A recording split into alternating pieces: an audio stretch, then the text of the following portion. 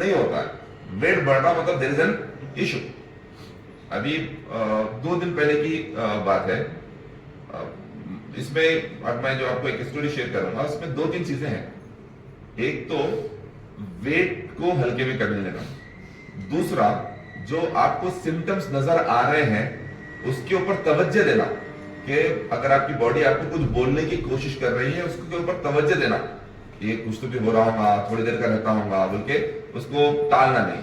दूसरी तीसरी चीज, जो मेडिकल फैसिलिटीज है, चाहे वो हमारे देश में हो या कहीं पर भी हो, वो पूरी तरह से आई नो, मतलब मैं किसी को डिग्रेड करने की या किसी को डिमोट करने की बात नहीं कर रहा हूं, लेकिन हम जितना पूरी तरह से डिपेंड हो जाते हैं मेडिकल फैसिलिटीज पे या मेडिसिन पे, या ये जो फिर हॉस्पिटल्स के चक्करों पे इतने ज्यादा डिपेंड हो जाते हैं कि हमको ऐसा लगता है कि अब कोई जिंदगी बचाना है तो हॉस्पिटल में बच सकती है। बल्कि तो मेडिकल फैसिलिटीज के चाहे हमारे कंट्री में हो या दूसरी जगह भी हो, क्या इसका हाल हो चुका है। वो तीनों चीजें एक वाकये में आपको सुनाने की कोशिश करूंगा। 2-3 दिन पहले की बात है, एक बंदा 44 इयर्स का, 44 साल उम्र, वेट बढ़ के था, बीपी का प्रॉब्लम नहीं, डायबिटीज नहीं, वेट बढ़ के था। कभी कभार सांस फूलने में प्रॉब्लम होती थी, लेकिन he used to ignore it. Almost 100 KG weight था, 97 98 कुछ वेट था, 44 इयर्स। अब नाइट शिफ्ट थी एंड इंडियन है, लेकिन he used to live in Canada में रहते थे। कनाडा में कोई एक मकाम पे रहते थे एंड विद फैमिली, मतलब बच्चे भी, माँ बाप भी और ये साहब भी, पूरी फैमिली के साथ वहां पे रहते थे।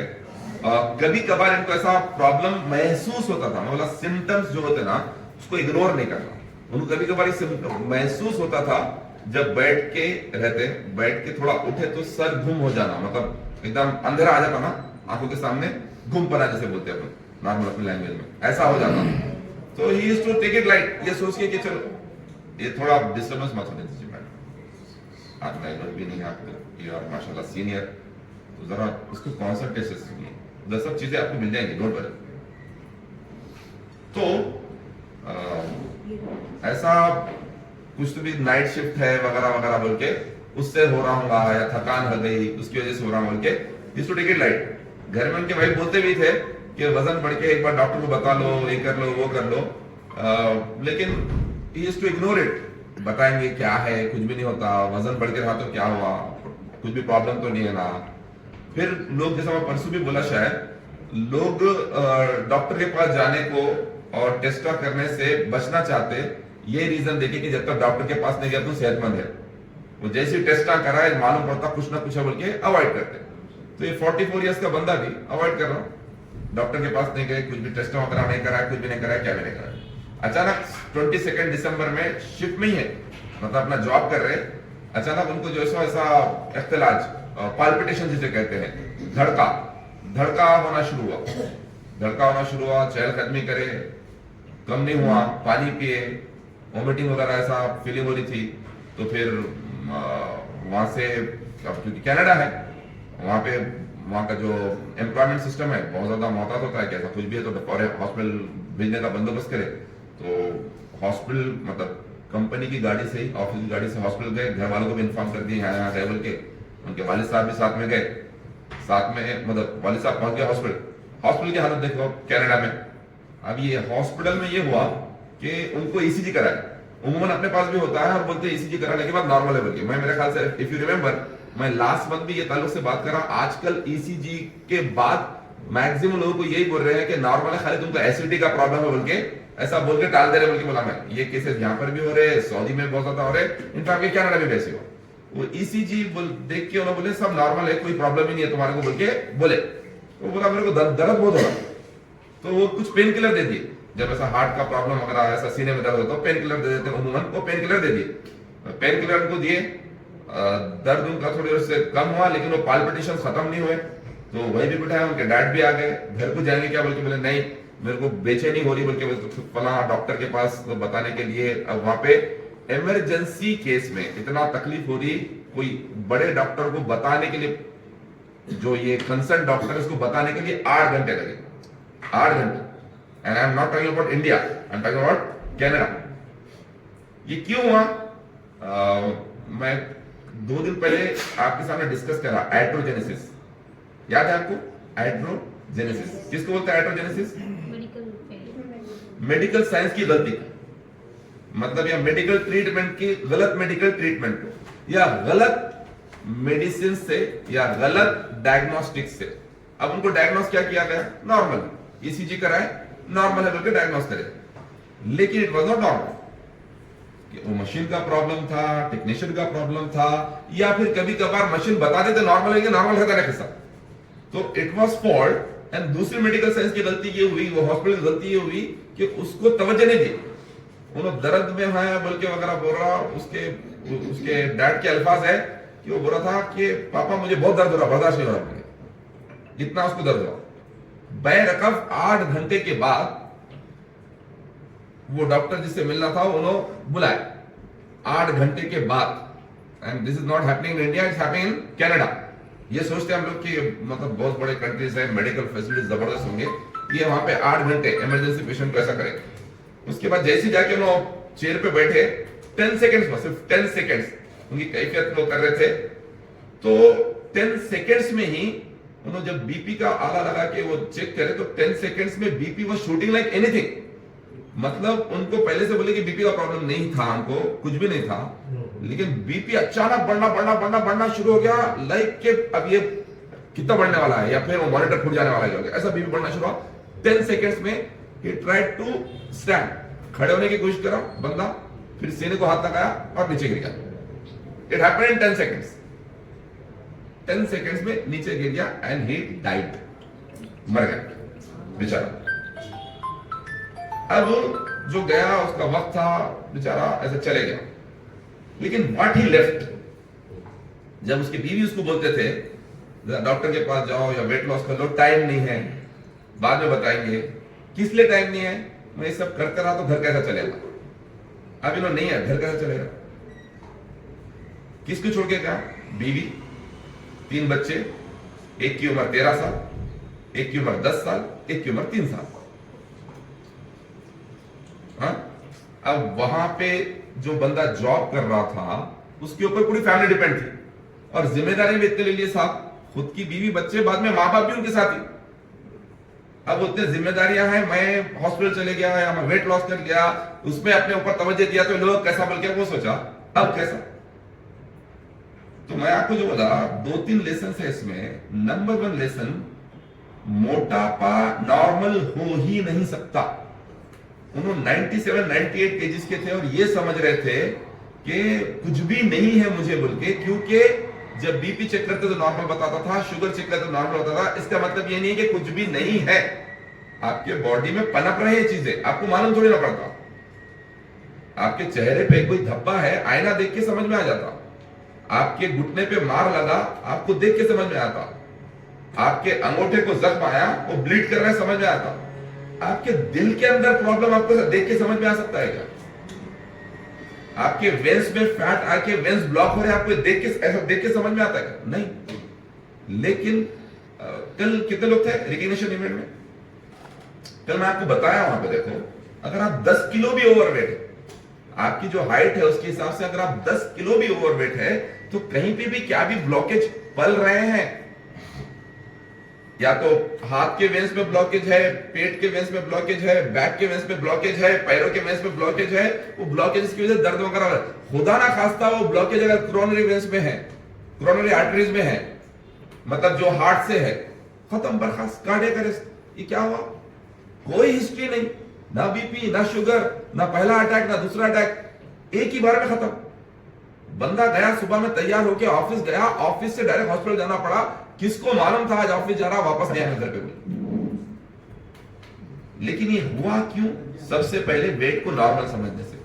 तो आप overweight can never be normal. अगर आप ओवर वेट है और आप समझ रहे कि सेहत को कुछ नहीं हुआ, हो ही नहीं सकता। ओवर वेट है मतलब there is some problem happening, something is cooking. वो एकदम जब बस्ट हो जाता है, जब मालूम करके फायदा क्या है? तो आप आइडियल करना। दूसरा लेसन जो बोला मैं, बॉडी जो सिग्नल दे रही उसको समझो। उनको बॉडी सिग्नल दे रही थी, सांस का फूलना, हाँफना, चलने फिरने में प्रॉब्लम होना। अब सांस क्यों फूलती? इससे पहले भी डिटेल प्रेजेंटेशन में हम देखे सांस क्यों फूल रही। आपका दिल बराबर सांस नहीं ले पा रहा, बराबर हरकत नहीं कर पा रहा, उसको पूरा फैट ने जकड़ लिया है। सांस लेने में जो हमारा तनफ्फुसी निजाम है, रेस्पिरेटरी सिस्टम जिसे कहते हैं, इसमें दो ऑर्गन्स इंपॉर्टेंट है, एक हार्ट, दूसरे लंग्स। अब हार्ट और लंग्स दोनों को खुलने का टाइम ही नहीं मिल रहा, रिलैक्स कॉन्ट्रैक्ट, ये टाइम ही नहीं मिल रहा क्योंकि पूरा फैट जकड़ लिया। अब वो फैट जकड़ लिया, पेट का फैट बढ़ते जा रहा है, इनकी सांस फूलते जा रही, सांस लेने में प्रॉब्लम हो रहा। अपन समझ रहे कुछ भी नहीं है, रात में शायद खाना ज्यादा हो गया या फिर नाइट शिफ्ट का प्रॉब्लम, ये समझ रहे नहीं, पेट का फैट है। तो जब बॉडी सिम्टम्स दे रही है, सांस फूल रही है या नींद नहीं आ रही है, बहुत ज्यादा यूरिनेशन हो रहा है, हर चीज में बॉडी सिम्टम देती है, उसका ख्याल रखना, हल्के में नहीं लेना। तीसरा जो इससे सीखना है कि अपनी सेहत की जिम्मेदारी अपने को खुद को लेना है। You can never depend on the doctors, बिल्कुल भी नहीं रह सकते। अभी डॉक्टर्स का जो काम है, आप समझो वो अपना काम कर रहे हैं, उनका जॉब जो जॉब कर रहे हैं, उनका जो पेशा है वो पेशा कर रहे हैं, अपना काम बढ़ाने का काम कर रहे हैं। लेकिन डॉक्टर्स के ऊपर निर्भर करके, डॉक्टर्स को आपकी सेहत के साथ कुछ हो रहा तो उसका भी जिम्मेदार उनको नहीं बना सकते। आपकी सेहत खराब हो रही है तो उसका जिम्मेदार उनको नहीं बना सकते हैं। आपके साथ ऐसी गलतियां भी हो गई तो उसका भी जिम्मेदार उनको नहीं बना सकते। अब जो हॉस्पिटल में ऐसा हुआ, क्या हॉस्पिटल बंद हो जाने वाला है क्या? वो एक पेशेंट को तुम 8 घंटे तक नहीं देखे, कैसा बोल के, अभी गरम मामला है, कुछ तो भी केस दर्ज होता होगा, कुछ कमेटी बैठती होंगी, ले देके मामला सेटल हो जाता होगा, हॉस्पिटल बंद होने वाला है क्या? नहीं। और ऐसे प्रॉब्लम के दोबारा नहीं होने वाले क्या? होने वाले हैं। तो हम उन लोगों को जिम्मेदार नहीं ठहरा सकते, जिम्मेदार हम खुद है। अभी वो आप ये समझ रहे 8 घंटे की इमरजेंसी थी, 8 घंटे की इमरजेंसी में कुछ कर लेना वाला था। एक्चुअली 8 घंटे की इमरजेंसी नहीं थी, वो इमरजेंसी जब से थी जब से उनका वेट बढ़ गया, उनको समझ में नहीं आ रहा। आपके घर में जो लोग हैं और आप जो लोग हैं जो अभी भी आइडियल वेट पे नहीं है, आपके घर में अगर लोग हैं जो आइडियल वेट पे नहीं है, वो टाइम बॉम्ब में बढ़ के बस वो कभी भी हो सकता है। अपने अजीज व अकारिब को खोने से पहले, बाद में जिंदगी भर रोने से पहले होश के नाखून दो, अपना आइडियल वेट करो, दैट इज प्रायोरिटी। जिंदगी में चैलेंजेस आते हैं आपके, लोग वेट लॉस इसलिए नहीं करते या सेहत के ऊपर इसलिए तवज्जो नहीं देते, फला चैलेंज है, फाइनेंशियल चैलेंज है, कुछ लोग पैसा नहीं है बल्कि वेट लॉस नहीं करते, कुछ लोग वक्त नहीं है बल्कि वेट लॉस नहीं करते, कुछ लोग फैमिली चैलेंज है बल्कि वेट लॉस नहीं करते, कुछ लोग जॉब का चैलेंज है बल्कि वेट लॉस नहीं करते, नाइट शिफ्ट है, ये शिफ्ट है बल्कि वेट लॉस नहीं करते, कुछ लोग बिजनेस का चैलेंज है, इतना ट्रैवलिंग वगैरह बल्कि वेट लॉस नहीं करते, कुछ लोग फला और किसी वजह से वेट लॉस नहीं करते, स्टडीज का चैलेंज इसलिए वेट लॉस नहीं करते। ये तमाम चैलेंजेस की अहमियत नहीं रहती जब सेहत का चैलेंज आया। खुदा ना खास्ता कभी ऐसा हुआ, आप चल रहे हैं, नमाज को जा रहे या कहीं और जा रहे, रशी खा के गिर गए, एकदम बीपी बढ़ गया, कुछ भी गिर गए, उसके बाद ना आपको जॉब का चैलेंज याद रहता, ना बिजनेस का चैलेंज याद रहता, ना स्टडीज का चैलेंज याद रहता, ना फैमिली चैलेंज याद रहता, ना पैसों का चैलेंज याद रहता, ना टाइम का चैलेंज याद रहता। अभी क्या रहता, कुछ तो भी करके बच जाना भाई। मतलब मलिकुल मौत आने के बाद ही जिंदगी की अहमियत का अंदाजा क्यों होना, उससे पहले क्यों नहीं, कुछ भी करके बच जाना। अब मैं लास्ट वीक भी एग्जांपल दिया हमारे रिश्तेदार की, पूरा सब उनके पास रह के भी कुछ नहीं करे, 8.5 लाख रुपए लगाए, जब 7,000 रुपए नहीं पे कर सक रहे थे, 8.5 लाख रुपए खर्चा करे। मतलब सेहत खराब हुई तो पैसा लगेगा, सेहत को अच्छी करने के लिए पैसा क्यों लगाएंगे? तो सेहत अच्छी करने के लिए पैसा लगाना जरूरी है। अच्छा, ये अभी से भी है, पहले से भी है, अभी बहुत ज्यादा है, क्योंकि सेहत का दारोमदार खाने पे था, खाना ही हमारा बहुत खतरनाक हो गया है, इसलिए आपको अपनी सेहत मेंटेन करने के लिए पैसा लगाना पड़ेगा, कोई ऑप्शन नहीं है। अब इसको आप मजबूरी मत समझो, मजबूरी समझेंगे तो प्रॉब्लम है। अरे यार, इतना पैसा इधर लगाना उधर लगाना, घर के खर्चे के निकालना, बच्चों की फीस के निकालना, फिर वो किस्ता है, EMI है, उसके निकालना, ऊपर से सेहत का भी निकालना कहते।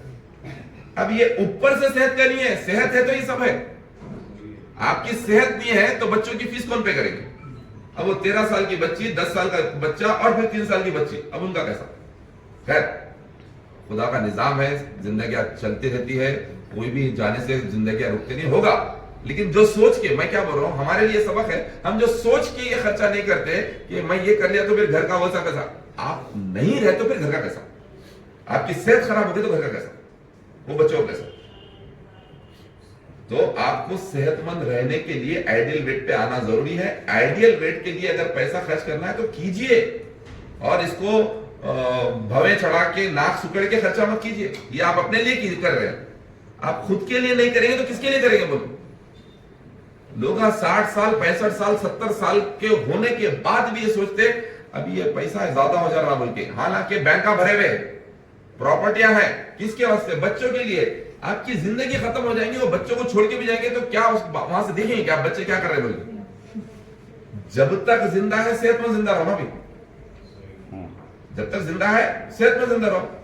और वो जो बच्चे जिनके ऊपर आप डिपेंड रहने की कोशिश कर रहे हैं, अल्लाह नेक तौफीक दे बच्चों को, लेकिन आई डोंट नो वो लोग भी लास्ट 5 साल जब लाइफ के आपके खुदा ना खास्ता बेड पे रहेंगे या फिर सखरात में रहेंगे, कोने में पड़े हुए रहेंगे, वो बच्चे भी बेचारे कितना बोल के करेंगे। कभी कभार खुदा ना खास्ता बेजार भी हो जाएंगे। मैं कभी नहीं चाहूंगा मेरे बच्चे मेरे वास्ते वो करे बोल के। इसलिए मैं बच्चों के ऊपर डिपेंड रहने के बजाय बच्चों को जो देना है दूंगा, लेकिन सबसे पहले अपने सेहत के ऊपर खर्च करूंगा। मैं ये नहीं बोलूंगा तुम मेरे वास्ते क्या करें, मैं ये सोचूंगा मैं मेरे लिए क्या कर लिया। जो इंसान खुद के लिए कुछ नहीं कर सकता दूसरों के लिए क्या खाक करेगा। तो आपको तवज्जो देना जरूरी है अपने वेट पे। अगर आप आइडियल वेट पे नहीं है, वो 44 साल वाले का जो किस्सा सुना है, ये एक किस्सा नहीं, ऐसे डेली कई किस्से हो रहे, कई किस्से हो रहे। उन्होंने 97 90 80 केजी वेट था तो उन्होंने समझ रहे थे कुछ भी नहीं है, क्योंकि बीपी शुगर नॉर्मल दिखता था।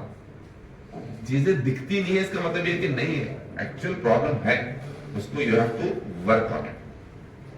तो करेंगे काम। तो what should be the priority? Priority क्या रहना चाहिए, मतलब तरजीह, अव्वलीन तरजीह क्या रहना चाहिए। और हमको तो हमारे असलाफ ने ये सिखाया है, हमारे असलाफ ने हमें सिखाया है, हमारे रब ने हमें सिखाया है, सेहत को गनीमत जानो। किससे पहले? बीमारी से पहले। कितना मतलब जामे जुमला है ये, कितना कंप्लीट सेंटेंस है, इसमें हर चीज छुपी हुई है। हम वो फॉलो करने वाले, वी आर बिलीवर्स राइट, वो चीजों को फॉलो करने वाले इसके अगेंस्ट दे तो कैसा। सेहत को गनीमत समझो बीमारी से पहले। अब आप दिल से अपने दिल से सवाल पूछ के बोलो, क्या वाकई हम गनीमत समझ रहे क्या सेहत को? हम आइडियल वेट पे नहीं है, लेकिन हमारे आदतें सुधर नहीं रही है, हमारे खाने पीने का निजाम सुधर नहीं रहा है, हमारे रातों का जागना बदल नहीं रहा है, हमारे बच्चों का, अभी हम लोग वो दहाने पे ऑलरेडी है, बच्चे भी हमारे पीछे आ रहे हैं, ये सुधर ही नहीं रहा है, तो फिर कैसा गनीमत समझ रहे हैं? तो अपने वेट पे तवज्जो दीजिए, अपने आइडियल वेट को अचीव कीजिए।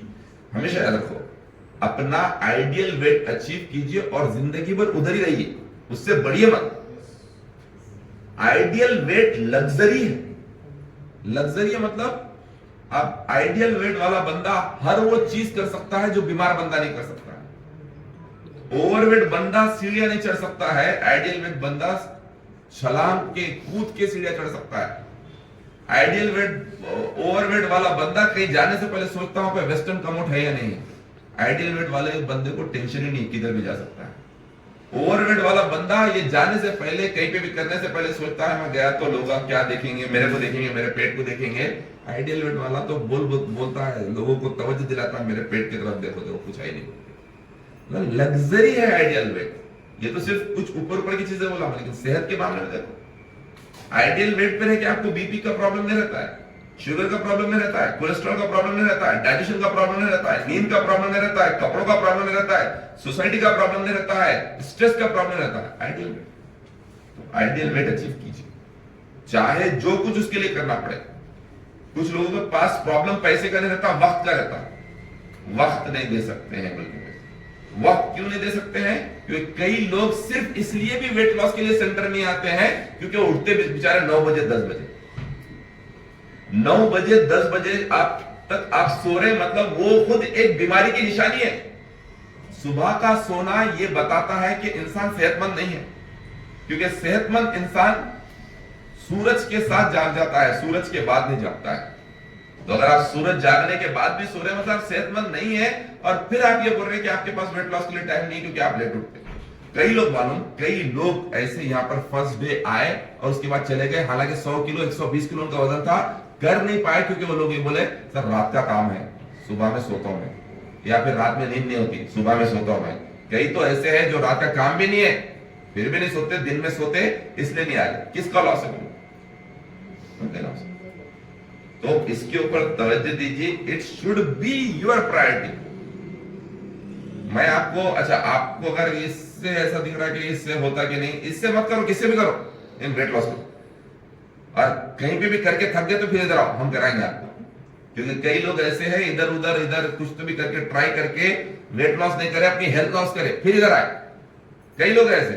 तो आप इतना सब कर रहे हैं, आपके पास दो ही रास्ते हैं, पूरा घूम भर के इधर आओ, या फिर अब आ गए इधर ही रह जाओ। अब घूम फिर के इधर आना मतलब इतने सब चीजें ट्राई करना, पैसा उधर खराब करना, टाइम खराब करना, दिमाग खराब करना, एक 10-15 किलो और बढ़ा लेना, उसके बाद इधर आओ। नहीं, अब आ गए, हिदायत मिल गई समझ के, अभी से इधर शुरू करो and get to your ideal weight. अभी नया साल शुरू हो रहा, नया साल शुरू हो तो लोग रेजोल्यूशन बनाते हैं, और रेजोल्यूशन में कई लोगों का रेजोल्यूशन, हर ओवरवेट बंदे का रेजोल्यूशन न्यू ईयर का ये रहता है कि आइडियल वेट पे आना है। फिर अगला साल आया तो फिर वही रेजोल्यूशन बनता है, ये साल में आइडियल वेट पे आना है। लेकिन वो साल चेंज होते रह रहे, हमारा आइडियल वेट आ रहे हैं। तो आ जाएगा इस बार इंशाल्लाह, पक्का आ जाएगा। किसके लिए करना है? अपने लिए, अपनी फैमिली के लिए। जो लोग बोलते हैं मेरी फैमिली के लिए मैं कर रहा हूं कुछ भी, तो सबसे पहले सेहतमंद रहो। एक अगर आपकी फैमिली से पूछो, अपने बीवी से, अपने शोहर से, अपने बच्चों से पूछो, उनको लखपति इंसान नहीं चाहिए, उनको सेहतमंद इंसान चाहिए। सेहतमंद इंसान के पास पैसा आएगा, तरक्की आएंगी, प्रॉपर्टीज आएंगी। जो लोग सेहतमंद रहते हैं सब चीजें आएंगी। जो लोग सेहतमंद नहीं है उनसे ये सब चीजें जाएंगी, पैसा जाएगा, तरक्की जाएंगी, प्रॉपर्टीज भी जाएंगी। एग्जाम्पल्स कई लोग हैं ना, बड़े बड़े प्रॉपर्टीज बना के रखे, 8 दिन के हॉस्पिटल में या 15 दिन के हॉस्पिटल के खर्चे में प्रॉपर्टीज बेचना पड़ा, जमीन बेचना पड़ा, इंटरेस्ट पे पैसा लेना पड़ा, हुआ नहीं हुआ ऐसा, उसके बाद भी सेहत नहीं बनी। तो अभी इसकी जिम्मेदारी खुद। तो जितने भी नए लोग हैं फर्स्ट डे जो